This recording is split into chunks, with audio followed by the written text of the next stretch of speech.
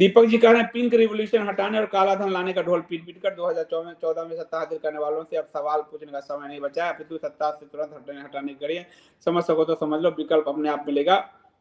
दीपक जी कह रहे हैं पिंक रिवॉल्यूशन, ये मोदी जी का नारा था। साफ बोलो भैया, हम हमारे चैनल पे हमारे पाठक दर्शक, क्योंकि मोदी जी ने साफ पिंक रिवॉल्यूशन चुनाव के नारे दिए थे, लेकिन वो पिंक रिवॉल्यूशन अब बढ़ के नंबर 1 हो गया। मैं जब इसी सबको तो देख रहा हूं, तब मुझे लगा कि हमें समाज से परिवर्तन, व्यक्ति हमें सब ठगेगा, कोई भी व्यक्ति होगा, महात्मा गांधी ने ठग लिया, आप क्या चाहिए। पिंक रेवोल्यूशन मोदी जी के नारे थे, और आज 2% से हम 20% पे पहुंचे। ब्राजील और हम नंबर 1 हो गए बीफ में, टोटल मांस में 5वें नंबर पे, निर्यात में, बीफ में नंबर 1 है। कि भारत जहां गाय को माता का दर्जा दिया गया, वो भारत दुनिया में बीफ के निर्यात में नंबर 1 है, और भारत में भी सबसे ज्यादा बीफ यूपी गुजरात यहां से जा रहे हैं। इसलिए वैध अवैध की जगह वैध पर भी अब कार्रवाई होनी चाहिए। दुनिया का कोई भी ऐसा देश नहीं है जो अपने यहाँ किसी एक पशु को संरक्षित न करता हो। भारत की क्या मजबूरी है कि भारत की सरकारों ने, इंदिरा गांधी की सरकार ने संतों पे गोलियां चलवाई, नेहरू की सरकार ने गोवंश हत्या को जो है लागू नहीं करवाया संविधान में, और महात्मा गांधी जो राम का नाम लेते रहे, इतना अधर्म किया कि गोवंश वध को रोकने के लिए जब लोगों ने कहा कि यदि आप खिलाफत में सपोर्ट कर रहे हैं तो आप अपने अली बंधुओं से, मुसलमानों से कहिए कि वो गोवंश की हत्या ना करें। गांधी ने कहा मैं सौदा नहीं करता, ये सौदेबाजी होगी, और गांधी ने फिर गोवंश तो छोड़िए हिंदुओं को ही कटवा दिया मालाबार में। इसलिए आपको अपने हिंदू नेताओं को देखना होगा, गलतफहमी में ना रहें। तो मैं आपको बता दूं कि भारत इस समय जो है, आपको कुछ आंकड़े दूंगा, बीफ निर्यात करने वाले 5 बड़े कंट्री हैं वर्ल्ड में, भारत उसमें नंबर 1 बना हुआ है, आपको बचाओ इसमें। और हम जो है ब्राजील और भारत, ब्राजील के संस्कृति को भी खा गया अमेरिका, भारत की संस्कृति को भी खा गया अमेरिका ब्रिटेन मिलकर, हम बीफ की निर्यात कर रहे हैं लगातार। उसमें आपको कई लोग कहेंगे गो थोड़े भैंस के भी हैं, ये हैं, ये वो मूढ़ हिंदू हैं जो अपने कटने का इंतजार कर रहे हैं, छांट छांट के नहीं भेजे जाते, केवल आपकी गाय कट रही है, ये बात सच है। ठीक है, अब मैं आपको इसमें बताता हूं कि हमारा देश प्रति वर्ष करीब करीब 43 लाख मीट्रिक टन मांस का निर्यात करता है। कितना? 43 लाख मीट्रिक टन, इकाई दाएं संख्या 1000 10,000 लाख 10 लाख, 43 लाख मीट्रिक टन मांस का निर्यात करता है, जिसमें सब मांस शामिल है। और उसके बाद जो है ये टोटल मीट निर्यात में 5वां नंबर है, टोटल मीट में सब जाता होगा, मुर्गी भुर्गी ये जितने होते हैं। लेकिन सिर्फ बीफ की बात करें, बीफ जो ये शब्द यूज करते हैं गोवंश और इसी के लिए, तो United state department of agriculture, America का ही रिपोर्ट देता हूं क्योंकि यहाँ के लोग बिना अमेरिका का चप्पल चाटे उनको आंकड़े हजम नहीं होते। तो United state department of agriculture की रिपोर्ट है कि 18,50,000 मीट्रिक टन बीफ का निर्यात भारत प्रति वर्ष करता है। टोटल 42,50,000 यानी 43 लाख जो कहा, उसमें वो 5वें नंबर है टोटल मीट में। उसमें से 18,50,000 सिर्फ बीफ है। इसलिए जो कहेंगे संदीप जी ये तो भैंस भी है, ये बकरी भी है, ये घोड़ा भी है, उसको दोनों आंकड़े समझा रहा हूं, ठीक है। क्योंकि मास्टर स्ट्रोक मारोगे, अरे तुम्हारी माता है, मास्टर स्ट्रोक मार लेना बाद में, वो तुम्हारी माँ है, तुम्हें दूध पिला के बड़ी की है, आंख खोला करो। उसके बाद जो है, तो बीफ के निर्यात में ब्राजील और भारत नंबर 1 है दुनिया में, ब्राजील और भारत। और आपको मैंने इस पर कई रिपोर्ट भी दी है, रिपोर्ट मैंने ब्रिटेन काल की दी है, और रिपोर्ट मैंने धर्मपाल जी, जिनका सम्मान इन लोगों ने नहीं किया, धर्मपाल जी वहां के लाइब्रेरी में बैठ कर जो उन्होंने लिए, बीफ में एक समय की साल में, जब ब्रिटेन आए थे, ब्रिटिशर था उस समय तक, साल में 20,000 गो काटी जाती थी, साल में। मुगल एरा में साल में 20,000 गो काटी जाती थी। ब्रिटिशर्स ने अपने सैनिक, अपने अफसर, इन सब के लिए 4 बड़े कत्ल खाने लगाए, खोले, ऑटोमेटिक मशीन वाला, कोलकाता, मद्रास, इन सब जगह में। और वो जो मुगल काल में 20,000 गाय या गोवंश प्रति वर्ष कटते थे, ब्रिटेन वालों ने 20,000 गोवंश प्रतिदिन किया, महीने नहीं, प्रतिदिन काटना शुरू किया। भारत की पूरी एग्रीकल्चर को जो बर्बाद। और कई बार हम जो ये क्रिश्चियन है, जो ये ब्रिटेन है, ब्रिटेन के प्रति देखिए भारत के अंदर कितना सॉफ्ट ऐसा माहौल बना के हो गए हैं।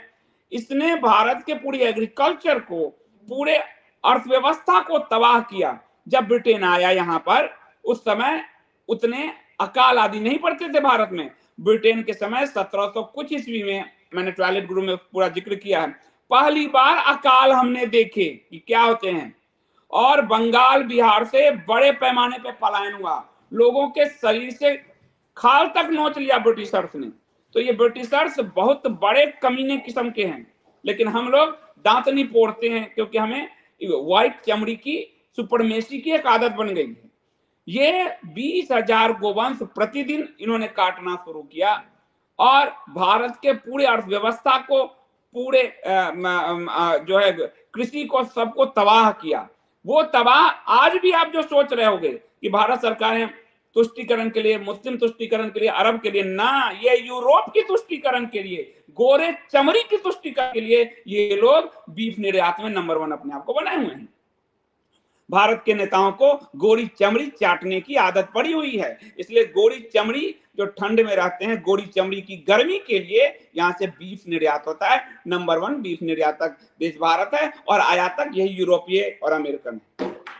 तो ये United state department of agriculture का रिपोर्ट है कि हमारा देश प्रति वर्ष जो टोटल मांस है, लोग कई बार कहते हैं संदीप जी आप बार-बार आंकड़े क्यों बोलते हो, रिपीट करते हो, जान के बोलता हूं क्योंकि मेरे पाठक आम लोग हैं, उनको याद रहे।